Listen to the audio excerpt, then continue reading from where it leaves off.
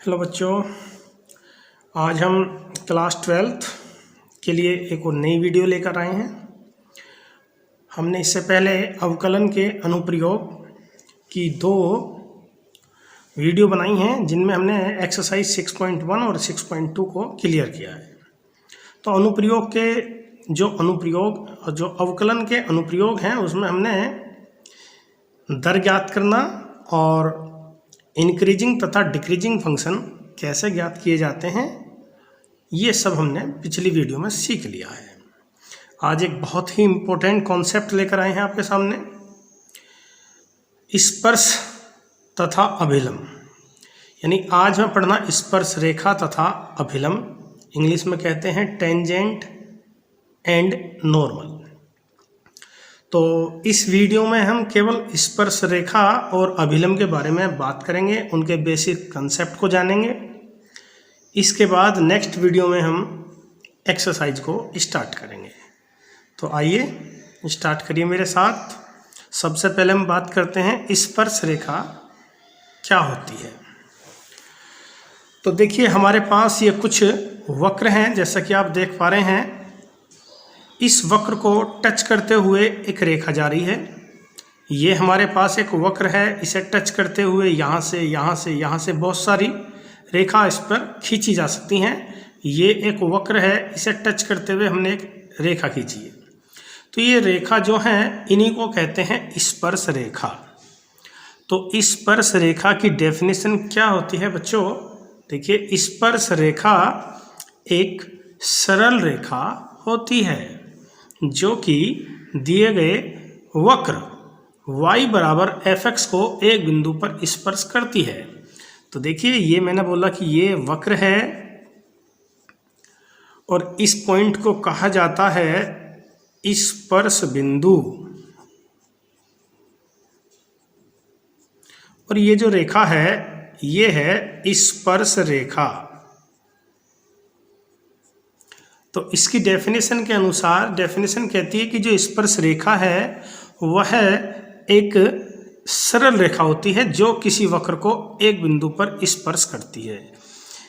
यानी कि स्पर्श रेखा का जो प्रतिबंध है वो ये है मेन कि ये रेखा इस वक्र को किसी न किसी बिंदु पर स्पर्श अवश्य करे। जैसे इसका नाम है स्पर्श रेखा, तो ऑब्वियसली आप कह सकते हैं कि ये रेखा इस वक्र को एक बिंदु पर अवश्य स्पर्श करेगी।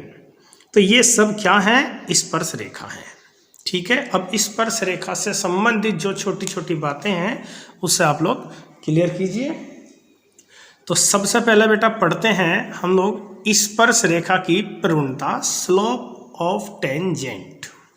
ठीक है, तो स्लोप हम लोग क्लास 11th में पढ़ चुके हैं और क्लास 10th में भी हम लोग पढ़े हैं। हम लोग पढ़े हैं स्लोप का फॉर्मूला m बराबर y2 minus y1 over x2 minus x1। ये फॉर्मूला हम लोग तब यूज करते हैं प्रवणता का जब हमें 2 बिंदु पता हो और उनके साथ में कोऑर्डिनेट पता हो। परंतु यहाँ हमें इस फॉर्मूले से प्रवणता नहीं निकालनी पड़ेगी। यहाँ हम लोग एक नया फॉर्मूला आप लोगों के सामने लगाएंगे। स्पर्श रेखा की प्रवणता जिसे हम टेन थीटा के बराबर भी होती है, यानी थीटा का मान अगर पता है तो हम डायरेक्ट स्पर्श रेखा की प्रवणता ज्ञात कर सकते हैं। अदरवाइज हम लोग जो फंक्शन हमें दे रखा है उसका अवकलन करेंगे। अवकलन करने के बाद जो उसमें स्पर्श बिंदु दे रखे हैं उन्हें x और y के प्लेस पर रखकर हम लोग प्रवणता ज्ञात कर सकते हैं। तो हम लोग इस एक्सरसाइज के अंदर मोस्टली क्वेश्चनों में इस फॉर्मूले का यूज करने जा रहे हैं। ठीक है, अब आप एक उदाहरण की मदद से इसको समझिए। तो देखिए हमारे पास बेटा एक क्वेश्चन है और इसमें दे रखा y equal to x² + 5x + 7 की बिंदु 1, 2 पर खींची गई स्पर्श रेखा की प्रवणता ज्ञात कीजिए। तो आप इस वक्र को उतार लीजिए। ये वक्र आपने नोट कर लिया। उसके पश्चात आप इसका डिफरेंशिएशन करिए विद रेस्पेक्ट टू x। तो इसका जो डिफरेंशिएशन है वो हो जाएगा 2x + 5। अब उसके पश्चात बेटा जो इसमें बिंदु दे रखे थे उन बिंदु को यहाँ रखिए और यहाँ x के प्लेस पर आप 1 रख दीजिए और इसमें y है नहीं, अगर होता तो उसके प्लेस पर 2 रख देते। बेटा इसी को ही कहा जाता है स्पर्श रेखा की प्रवणता। तो स्पर्श रेखा की प्रवणता इस क्वेश्चन में आ गई बेटा 7। अब आप कुछ स्पेशल केस देखिए जो आपको याद रखने हैं बेटा। उन स्पेशल केस में आपको पहला केस याद रखना है, यदि स्पर्श रेखा x अक्ष के समांतर है। जैसा आप देख पा रहे हैं ये स्पर्श रेखा है, ये x अक्ष के समांतर है, तो इनके बीच में कोई भी कोण नहीं बन रहा है। तो जब इनके बीच में कोण नहीं है तो इसका अर्थ है थीटा का मान 0 है। तो थीटा का मान यदि 0 है तो डेफिनेटली tan थीटा का मान भी 0 आ जाएगा, क्योंकि tan 0 का मान 0 होता है। तो इस केस में आप याद रखिए tan थीटा 0 हो जाएगा, tan थीटा dy/dx के बराबर भी होता है। तो इसलिए बेटा आप कहेंगे dy/dx बराबर 0।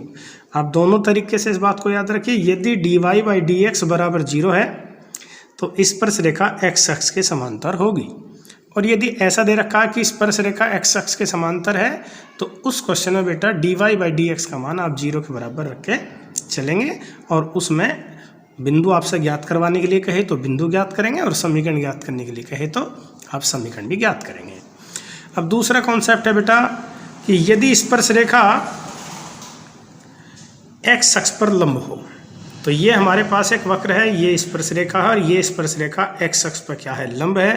तो इस केस में थीटा 90 डिग्री हो गया, और tan जब हम लोग यहाँ पे m बराबर tan थीटा की मदद से यानी कि tan 90 यहाँ पे रखेंगे बेटा, तो tan 90 का मान इन्फिनिटी होता है, और हम लोग इसे dy/dx भी बोलते हैं। तो dy/dx x1 y1 का मान आ जाएगा इन्फिनिटी, और यदि मैं इसे उल्टा कर देता हूँ तो dx/dy बराबर 0 आ जाएगा। तो आप याद रखिए यदि स्पर्श रेखा x अक्ष के समांतर है तो dy/dx बराबर 0 होता है, और यदि बेटा स्पर्श रेखा x अक्ष पर लंब है तो dx/dy बराबर 0 होता है।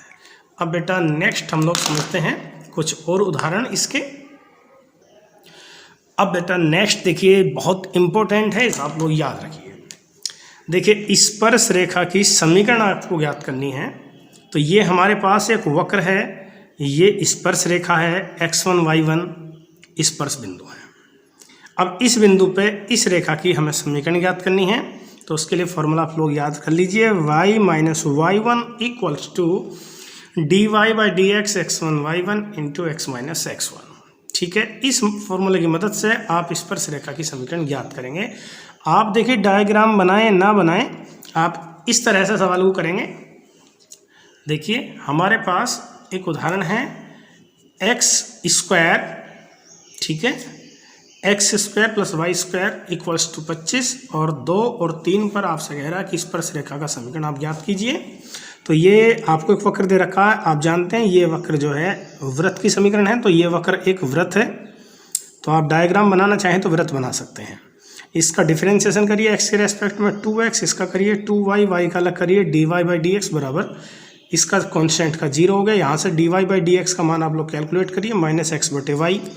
उसके पश्चात जो बिंदु दे रखे थे x1 y1 उन्हें यहाँ रखिए x1 y1, यानी कि ये पॉइंट आपका x1 है, ये पॉइंट आपका y1 है, इन्हें आप x और y की जगह यहाँ रख दीजिए। तो इस तरह से आपको इसका मान मिल जाएगा। फिर आप फॉर्मूला लगाइए, dy/dx का फॉर्मूला, स्पर्श रेखा का जो समीकरण है उसका फॉर्मूला है बेटा y minus y1 equal to dy/dx x1 y1 x minus x1। इस फॉर्मूले में आप y1 की जगह 3 रख दीजिए, x1 के प्लेस पे 2 रख दीजिए, और dy/dx के प्लेस पे -2/3 रख दीजिए। फिर आप इसे कैलकुलेट कर लीजिए, 3y 3 3 9 माइनस के 2x माइनस माइनस प्लस हो गया, 2 दूनी 4 हो गया, ये 2x इस साइड में आके प्लस हो गया, 9 इस साइड में आके 4 के साथ ऐड हो गए 13। तो इस प्रकार से आपका आंसर आ गया 2x प्लस 3y बराबर 13। ठीक है, अब आप नेक्स्ट टॉपिक देखिए जिसका नाम है बेटा अभिलंब। ठीक है, तो अब हम देखेंगे अभिलंब क्या होता है बेटा।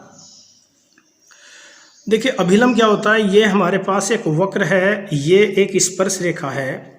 अब इस स्पर्श रेखा पे जो रेखा 90 डिग्री का कोण बनाती हुई जाए उसे हम कहते हैं अभिलंब। यानी कि ये स्पर्श रेखा है और ये रेखा इस पर 90 डिग्री का कोण बना रही है, तो इसे क्या कहते हैं, अभिलंब कहते हैं।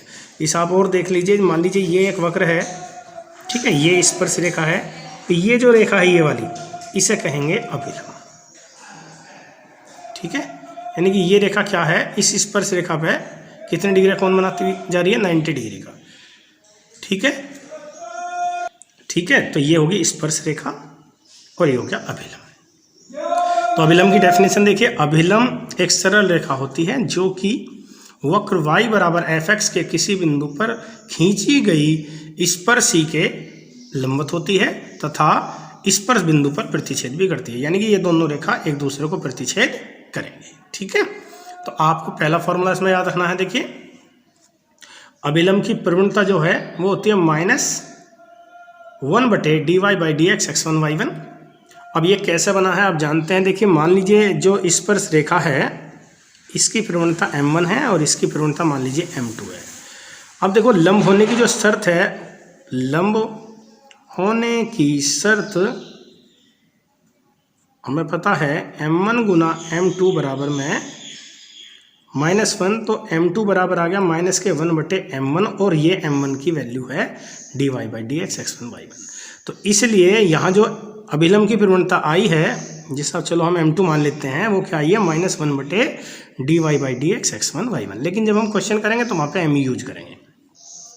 और आपको दूसरा फॉर्मूला याद रखना है, अभिलंब की समीकरण y-y1 बराबर -1/dy/dx x1y1। देखिए बेटा, इन दोनों फॉर्मूले में बहुत ज़्यादा डिफरेंस नहीं है। ये जो दोनों फॉर्मूले हैं, ये स्पर्श रेखा का फॉर्मूला और ये अभिलंब की समीकरण, बस केवल -1/dy/dx x1y1 है यहाँ पे, बाकी सब कुछ सेम है स्पर्श रेखा का समीकरण और अभिलंब का समीकरण में।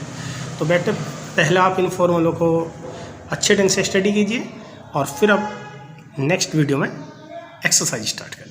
Thank you very much.